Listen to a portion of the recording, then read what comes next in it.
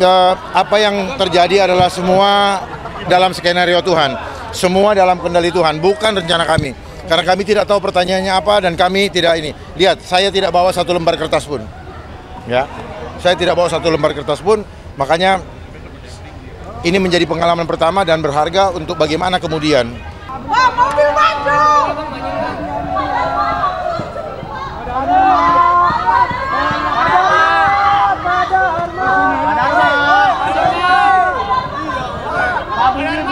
Tanpa bundar Pak,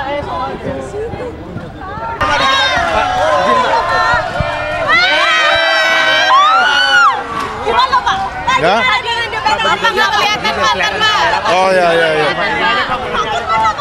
Pertanyaannya apa pertanyaan? Iya tadi. Gimana lu debat Pak? Apa yang terjadi adalah semua dalam skenario Tuhan, semua dalam kendali Tuhan, bukan rencana kami. Karena kami tidak tahu pertanyaannya apa dan kami tidak ini. Lihat, saya tidak bawa satu lembar kertas pun. Ya, saya tidak bawa satu lembar kertas pun. Makanya ini menjadi pengalaman pertama dan berharga untuk bagaimana kemudian. Ya, apa yang saya sampaikan adalah berangkat daripada hati karena saya yang menulis sendiri programnya.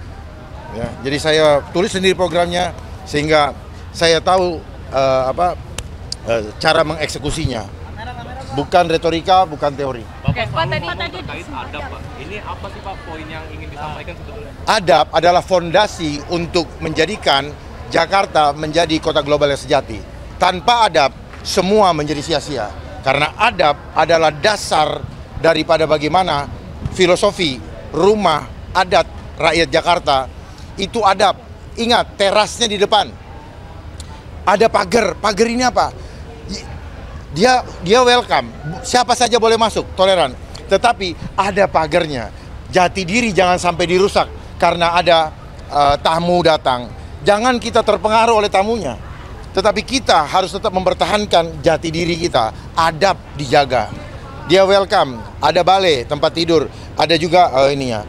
Dan uniknya rumah adat rakyat Jakarta itu adalah apa? Tidak ada kamar mandinya. Kamar mandinya terpisah dengan rumah utamanya. Karena apa makna yang terkandung? Mandi, membersihkan yang kotor tidak boleh dibawa ke dalam rumah sampai bersih dulu. Oleh sebab itu, adab itu penting. Lihat ke belakang. Adab orang rakyat Jakarta harusnya seperti itu. Kembalilah ke fitrah kita. Pak tadi sempat menyinggung tentang dia sebagai presiden gitu ya Pak? Ya kan doain orang kan nggak apa-apa, ya kan, pahala. Karena kami sudah lama berhubungan dan kami suka komunikasi dan beliau banyak memberikan masukan-masukan ketika kami masih di kepolisian. Pak tadi sempat menyinggung tentang pandemi yang ada infiltrasi. Bukan saya yang menyinggung loh, Okay. Saya dipertanyakan. Okay. Ya. Apakah melihat permasalahan perkotaan di Jakarta juga ada sangkutannya dan itu Pak? Siap-siap. Apakah masih mau ada pandemi? Pak Dharma. Masih mau nggak? Pak Dharma ini kan gimana cara elektabilitas Bapak kan masih terbawa nih Pak. Dengan debat pertama. Nggak apa-apa. Mau elektabilitas nol juga nggak apa-apa. Nggak. Saya serahkan kepada rakyat. Karena saya ngerti revolusi industri. Semua permainan data itu menjadi industri. Ya, ngerti nggak industri? Demonetize. Ya, karena orang terbiasa mau bekerja kalau ada apa? Jawab. Kalau ada anggarannya. Jadi ini harus paham. Jangan kita tergiring oleh opini. Ini adalah cara menggiring opini lewat narasi. Makanya kehidupan ini sebenarnya apa? Perang opini. Lihat aja di mana-mana. Dan itu adalah konsep apa? Konsep ciptakan kondisi. Saya ingin mengajarkan itu. Bagaimana cipta kondisi? Buat masalah, cipta reaksi, beri solusi.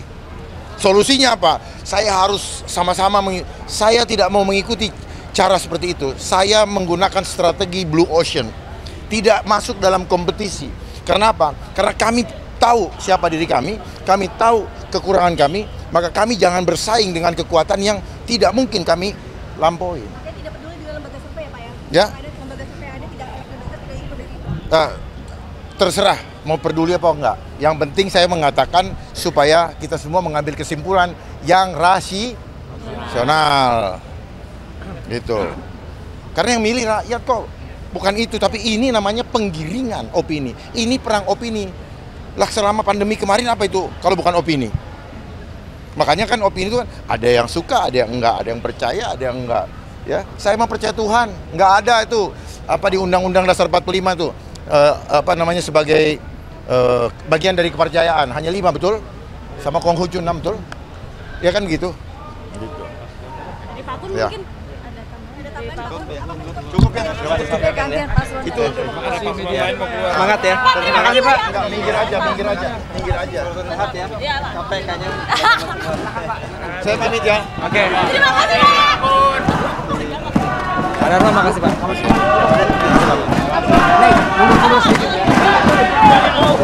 Dan beliau banyak memberikan masukan-masukan ketika kami masih di kepolisian. Pak tadi sempat menyinggung tentang pandemi yang ada infiltrasi. Bukan saya yang menyinggung loh. Oke. Saya dipertanyakan. Oke. Ya, Apakah melihat permasalahan perkotaan di Jakarta juga ada sangkutannya dan itu, Pak? siap-siap. Apakah masih mau ada pandemi?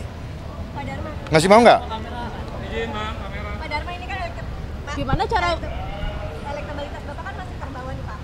Dengan debat pertama. Nggak apa-apa. Mau elektabilitas 0 juga nggak apa-apa. Nggak. Saya serahkan kepada rakyat. Karena saya ngerti apa namanya revolusi industri. Semua permainan data itu menjadi industri.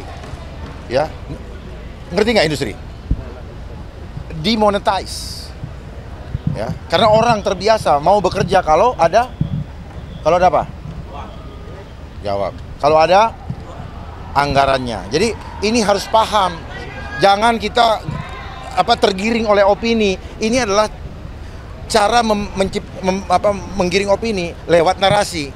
Makanya kehidupan ini sebenarnya apa? Perang opini. Lihat aja di mana-mana. Dan itu adalah konsep apa? Konsep ciptakan kondisi. Saya ingin mengajarkan itu. Bagaimana cipta kondisi? Buat masalah, cipta reaksi, beri solusi. Solusinya apa? Saya harus sama-sama saya tidak mau mengikuti cara seperti itu. Saya menggunakan strategi blue ocean. Tidak masuk dalam kompetisi.